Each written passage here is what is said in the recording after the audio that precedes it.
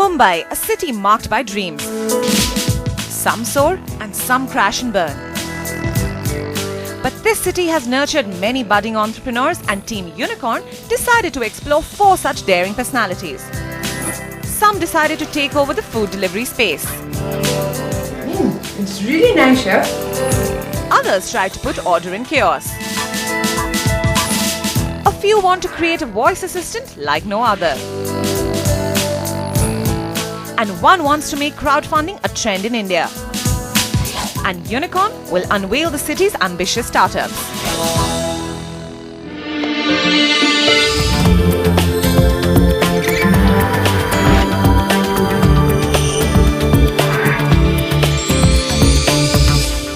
Imagine a world where a virtual assistant plans your day, takes care of your chores, pays your bills, while you just sit around and give orders.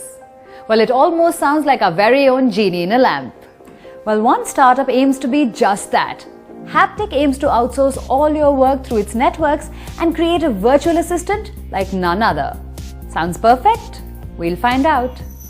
We like to think of Haptik as a tech company at heart, but we also like to think about it as augmented human intelligence. Just like how you see top executives having assistants is because they know that their time is so focused on doing some things that are very high priority, and then the other things which are easier or things that can be done without exact very expertise in one particular domain can be given to someone else.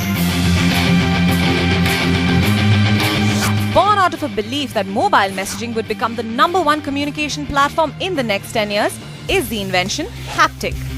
After engaging with companies like WhatsApp, Text3 and TextPlus, our first founder nurtured his dream and got cracking on the tech. Meet Akrit Vesh. And sharing his belief in mobile messaging being the next big thing in the world of startups is co-founder Swapan Rajdev.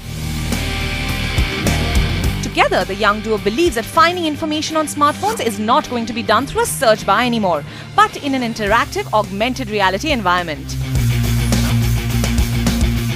While the duo has big plans for their chat service startup, which centers around helpful chat assistants, we all know that the world of startups is now a battlefield, a survival of the fittest. So we ask, can a virtual assistant capture the Indian market and make an impact? Siri and Cortana already exist. How will Haptik be any different? The unique sort of selling proposition of an app like Haptik is the layer of convenience that we add, and we believe that this layer of convenience will become more and more important as people become more and more smartphone first users.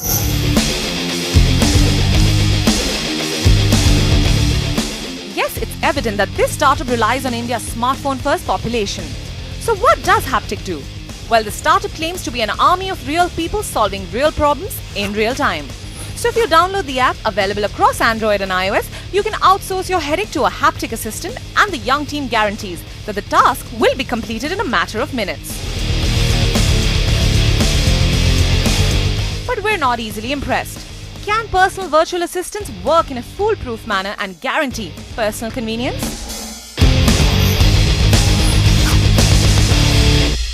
You can tell your personal assistant, hey, I want to send flowers to my family. Now, instead of you going online, trying to find the right flower in your budget, send a message and have someone else do it for you. So I think as life progresses for everyone, as there are more responsibilities, more things to take care of, assistants become more and more valuable, and having a virtual assistant is the way to meet everyone's need. As is evident, the success of Haptik will definitely rely on some strong tech and customization when it comes to its services. After all, we already have quirky, tech-savvy, free voice assistants like Siri and Cortana. And as a user, we're more inclined to think of these sassy voice assistants for personal convenience than a new startup. But Team Haptik has a vision for its future. My world vision for 5 years is that people will on average end up using 9 to 10 apps on their smartphones, right? Out of that, 3 or 4 will be social apps, Facebook, WhatsApp and so on. 2 or 3 will be news, entertainment, Bollywood, productivity. That takes you up to about 6 or 7. Then you'll have 1 or 2 apps which are for your most frequent transaction. Then you have room for 1 more. And that's what Haptik will be. Well, Team Haptik, we like the fact that your confidence doesn't falter even amidst cutthroat competition that will soon be knocking on the door. But wait, revenue, scale, scope, funding, there are plenty of unanswered questions. So let's get right down to it. So how is it that a virtual assistant can really capture the Indian market and make an impact? The idea is for us, can things get done via just a simple message, right? So basically, what we are trying to create over here is that, you know what, don't worry about browsing through different apps, don't worry about searching through a browser, don't worry about going to different places. You come to Haptik, you send a message saying, hey, I want this to get done, and then we will get it done for you. So what is your revenue model? How is Haptik making money? Because while Siri and Cortana exist, you can't really expect people to pay for such an app. You know, firstly, Siri and Cortana, according to me personally, are more like toys, right? You don't actually end up using Siri and Cortana to get something done. In fact, if you go on Google and you Google Siri, out of the first 10 results, 6 results will say the funniest Siri answers, right? Because that's what people use Siri for. Coming back to our revenue model, so we don't expect users to pay. We don't think we're going to expect users to pay for it. It'll be completely free to the end user. The way we make money as a company is through the partners and merchants that we tie up with. And let's say if we potentially process it through a Flipkart or a Snapdeal or an Amazon, we make a % cut of that transaction. So after meeting the founders of Haptik, I figured out how the app really works, but now it's time to give it a shot. So let's fire up the app.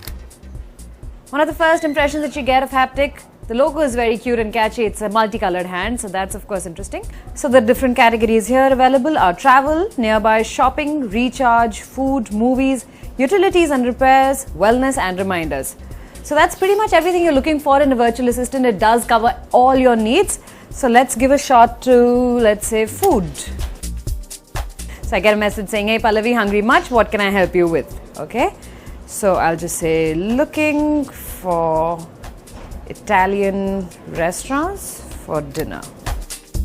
They've sent me the name of a few restaurants with the exact addresses, the type of cuisine they serve, the type of restaurant it is, and the cost for two. So that's a pretty comprehensive list. I think that's exactly all the information anyone who's looking for a restaurant would need. So I think Haptik is very user-friendly. It definitely addresses all the requirements, and I'm sure they have a long way to go.